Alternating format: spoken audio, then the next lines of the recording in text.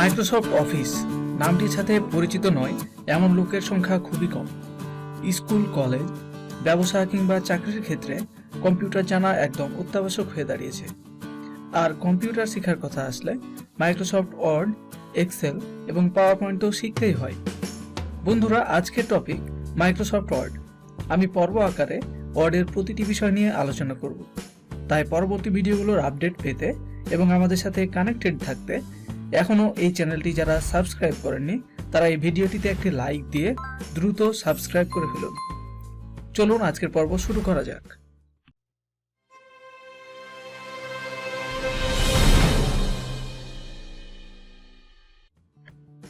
আজকের লেসনে থাকছে মাইক্রোসফট ওয়ার্ড বেসিক। আজকে এমএস ওয়ার্ডের বেসিক বিষয়গুলো যেমন রিসেন্ট ডকুমেন্ট, টেমপ্লেট বা blank document, title bar, quick access toolbar, file menu, tab, ribbons, rulers, page আর ওয়ার্ড কাউন্ট এবং ভিউ বাটনসের সাথে আজকে আমরা পরিচিত হব।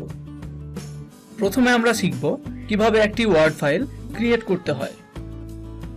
বেশ কয়েকভাবে মাইক্রোসফট ওয়ার্ড সফটওয়্যারটি ওপেন করা যায়। সর্বপ্রথম আমরা শিখব কিভাবে অল প্রোগ্রাম অপশন থেকে সফটওয়্যারটি খুঁজে পাওয়া যায়। এর জন্য আমাদের স্টার্ট বারে ক্লিক করতে হবে। এখানে অল প্রোগ্রাম লিস্ট থেকে ওয়ার্ড সফটওয়্যারটি খুঁজে বের করতে হবে। না পাওয়া গেলে মাইক্রোসফট অফিস নামে কোনো ফোল্ডার আছে কিনা সেটি খুঁজতে হবে। খুঁজে পাওয়া গেলে এক্সপ্যান্ড অপশনে ক্লিক করে আমরা মাইক্রোসফট ওয়ার্ড সফটওয়্যারটি ওপেন করতে পারি। এটি খুব দ্রুত ওপেন করার জন্য আমরা টাস্ক বারে পিন করে রাখতে পারি অথবা সার্চ বারের হেল্প নিতে পারি। আবার ডেস্কটপের উপর ডান বাটন ক্লিক করে নিউ অপশন থেকে মাইক্রোসফট ওয়ার্ড ডকুমেন্টটি ওপেন করতে পারি।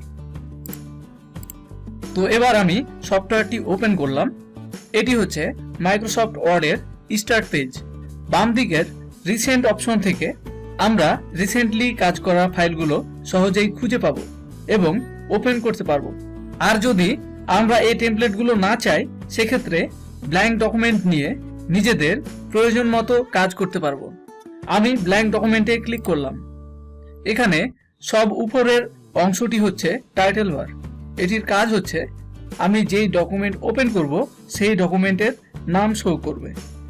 এরপর আমরা বাম দিকে চলে আসি।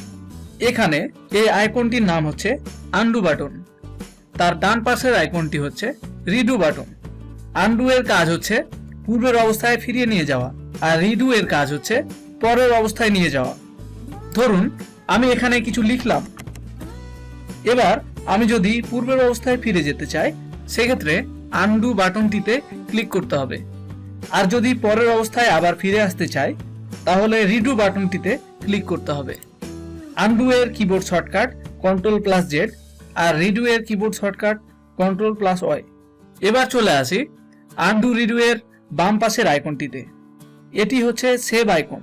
এই আইকনটিতে ক্লিক করে আমরা একটি ফাইলকে সেভ করতে পারবো। এরপরে আমরা পাবো ফাইল মেনু এবং পাশে রয়েছে home, insert, design, page layout সহ বেশ কয়েকটি ট্যাব। ট্যাবের নিচে আমরা যে অপশনগুলো দেখতে পাচ্ছি এগুলো এক একটি রিবন। আমরা পেজের উপরে এবং বাম সাইডে স্কেলের মতো যে দাগগুলো দেখতে পাচ্ছি এগুলোর নাম হচ্ছে রুলার, আর এই হাইলাইট অংশগুলো হচ্ছে মার্জিন। নিচের অংশে রয়েছে পেজ নাম্বার এবং ওয়ার্ড কাউন্ট। পেজ নাম্বারে আমরা দেখতে পাবো আমাদের ওয়ার্ড ফাইলটিতে মোট কয়টি পেজ রয়েছে, আর ওয়ার্ড কাউন্টে দেখতে পাবো পেজগুলোতে মোট কতটি ওয়ার্ড রয়েছে। এবার আমরা চলে আসি ডান সাইডে। ডান সাইডের এই বাটনগুলোকে বলছে ভিউ বাটনস। এখানে এটি হচ্ছে রিড মোড, এটি প্রিন্ট লেআউট এবং পাশেটি হচ্ছে ওয়েব লেআউট। আমরা নরমালি কাজ করার জন্য প্রিন্ট লেআউট অপশনটি ব্যবহার করব। আর এখানে মাইনাস এবং প্লাস দেখতে পাচ্ছি। মাইনাস অপশনটি হচ্ছে জুম আউট আর প্লাস অপশনটি হচ্ছে জুম ইন করা। অর্থাৎ পেজের সাইজ বড় করতে চাইলে আমাদের প্লাস আইকনটিতে ক্লিক করতে হবে, আর পেজের সাইজ ছোট করতে চাইলে মাইনাস আইকনটিতে ক্লিক করতে হবে। জুম ইন এবং জুম আউট করার জন্য আমরা শর্টকাট হিসেবে কিবোর্ডের কন্ট্রোল বাটন চেপে মাউসের স্ক্রল বাটন স্ক্রল করতে পারি।